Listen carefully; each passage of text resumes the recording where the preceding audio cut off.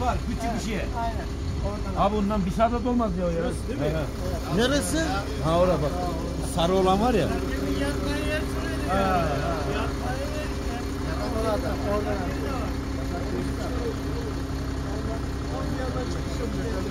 Oradan atıyorsun.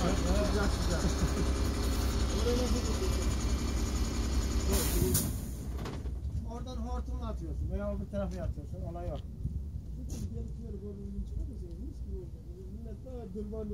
Bizimki öyle. Ya, Biz mesela şunun üstüne çıkıyoruz. Oradan böyle ara montun toz oluyor ama şey oluyor. oradan atıyor.